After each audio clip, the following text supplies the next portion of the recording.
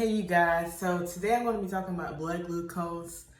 So depending on where you work, the blood glucose can vary from facility to facility. It might be different if you work in the hospital, it might be different if you work in a nursing home. It shouldn't be too much off the scale, but depending on where you may be, typically we're taught in nursing school that normal blood glucose is 70 to 100. I have seen where it's going from like 70 to 110. And that's a good blood glucose. So NCLEX loves to ask you select all that apply questions. Those are like questions where you have to go in and select multiple answers. So answer A might be right, answer B, C, D, E, and F may be right. And then only one of those may be right. So with NCLEX, it can be very tricky. That's why it's so important that you know your information. You study. And just, I wasn't even going to talk about this today, but make sure when you're preparing for NCLEX that you study at least 3 months in advance from what your due date is for your test date. So if your test date, is in September, study 3 months ahead. Some people, I have seen like nurses, like LPNs who have transitioned into the RN program. They just go ahead and take their NCLEX because they're already familiar with the exam, and that's okay too. But if you're a new nurse and you're starting out, and this is your first run through, I would suggest studying 3 months in advance. This is just another tip too. I didn't even think I was gonna add this in here because I was talking about blood glucose. But anyways, that's a good tip, just to study. And that really helped me too when I was preparing for NCLEX and when I was preparing to get into the nursing program. We had the entrance exam called TEAS. And what I did, I went to like the library. I went to like, I don't know if they still do Books A Million, but it was like Books A Million. And I just got TEAS books. You can even go to your local library. They have TEAS books. People donate books there. And I just studied till I couldn't study no more. Till it was so programming to me, like I knew this information and I was ready and I was prepared to go in and take this test. So don't be hesitant, or don't be in a rush, I should say, to go in and take NCLEX, because this is your livelihood. So you don't want to play around with this exam. You want to make sure that you're going in there prepared, going in there studying. Like I said, 3 months in advance to study, just to take out and study for your exam. That means we had Kaplan when we were doing preparing for our TEAS. So we had already been preparing while we were in nursing school. So my teachers and my instructors, they really pushed us. So that means for those 3 months, every day I was taking Kaplan exams. I was taking like 100 or maybe like 150 to 160 questions for the first day. So let's just say we got a week, Monday through Sunday. So Monday, I was taking like, I would say 150, 160 questions.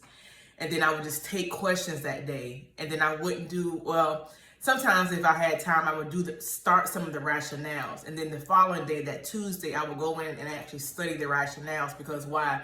The rationales is what's going to help you pass NCLEX. Those are what the NCLEX is looking for. They're looking for you to know the knowledge. It's looking for you to think like a nurse. What would a nurse do? What would a nurse not do? And one of the things that I see too that NCLEX loves to ask is notify the provider. Yes, it's so important for you to notify the provider, but it's not always the best instance to notify the provider. You want to know, what would you do first? And NCLEX loves to ask you priority questions. What patient would you see first? What interventions would you do first? And by interventions, this is going to lead me into my blood glucose topic is,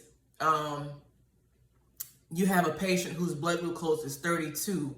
For example, NCLEX may ask you, what interventions would the nurse take? Select all that apply. So these are things that actually happen on the floor, things that I actually seen, things that actually NCLEX will ask you or want you to do, or want you to know as a nurse, because as I always say, nursing is a mental job. You have to think, what would I do as a nurse? What would the effect of this medication, what would it have on this patient? Or what are the side effects and things of that nature? So you have to know, sometimes you have let's say 8 medications, sometimes more medications to give a patient. And that could be a lot of medication. So as a nurse, you have to daily keep your mind steady, like what effects of this medication. You're not gonna know if you're giving a patient 8 medications and this patient's medication can have 20 different side effects. You as a nurse, you're not gonna know that. But you need to know the basics, the things that can really cause detrimental to your patient, right? You wanna know the side effects, but you're not gonna know all the side effects. So just keep that in mind as well. And so back to my question, NCLEX may ask you, what would you do or what interventions would you take for a patient whose blood glucose is 32?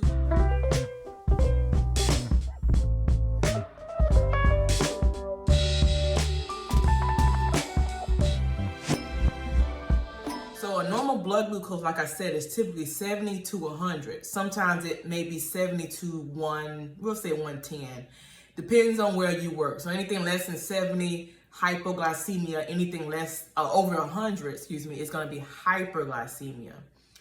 And so if it's too low, the patient could go in a coma. They can get very lethargic. And if it's usually low, you want to give them candy. You always talk to give them candy if the blood sugar is low.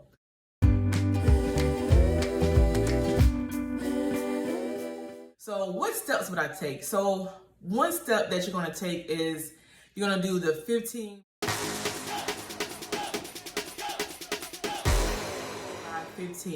So that means, so 15 minutes times 3, you want to check their blood glucose again in 15 minutes, right? If it's still low, let's just say it's still at 32, you want to check it again in 15 minutes. Let's just say it's low again, you check it, you go back and check it again in 15 minutes, it's still at 32, then you may want to do like some type of IM or IV glucagon. And this is the step that you want to actually notify the provider, because NCLEX loves to ask you, they love to throw in there, call the provider. Not everything that the patient is going through, you're going to want to notify the provider. You want to take the steps necessary first, and then if those things don't work, then you want to notify the provider. Because a lot of times the provider is going to ask you, well, did you do this or did you do that? Now, there's things that you can't do that the provider has to order. Of course, notify the provider. But sometimes there's going to be things like this, for example, that you will only notify the provider if you already took the necessary interventions to get the blood glucose back up. And if it was to drop again, you just couldn't get it up, then you would notify the provider. Now, if you still want to notify the provider, that's fine as well. But still, you want to take your steps. That's what NCLEX is asking. What steps have you taken as a nurse before you have to go out and reach out to the provider? Because they may ask you, did you check the blood glucose in 15 minutes? Did you give 15 to 30 grams of carbs? So second question could be, our second answer could be, give orange juice. So you do want to check the blood glucose in 15 minutes. You want to give orange juice. Typically, you want to give orange juice if they can swallow oral. Give them some orange juice, mix a couple packs of regular sugar. I'm not talking about Splenda, or that artificial sugar. I'm talking about real sugar, because you want to raise the blood glucose up. You don't want to raise it up too fast and you don't want to drop it too fast, but you do want to raise it up. So adding a couple packs of sugar is going to help to raise the blood glucose back up. And let's just say NCLEX says call the pharmacy. You typically won't want to call a pharmacy for a situation like this unless you were out of the medication, like the glucagon, if you had to do it like IM or IV. Let's just say one of the answer choices was call the provider. Well, we just talked about this. You're going to call the provider if you can't get the blood glucose after you done check the blood glucose times 3 every 15 minutes. So every 15 minutes up to 3 times, you want to notify the provider. And then NCLEX may even throw in a scenario like this.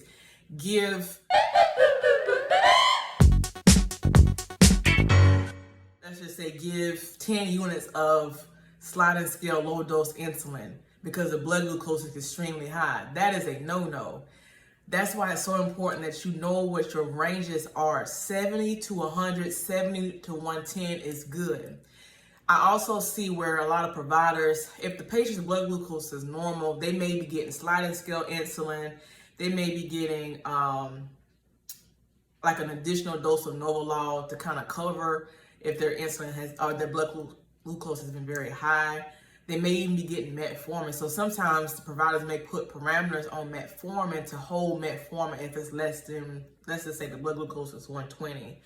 Because typically where you are, I have seen it different places. So if they're on sliding scale insulin like Novolol, which is your fast acting insulin, which works in between 15 to 30 minutes, some places won't give insulin unless the blood glucose is over 135.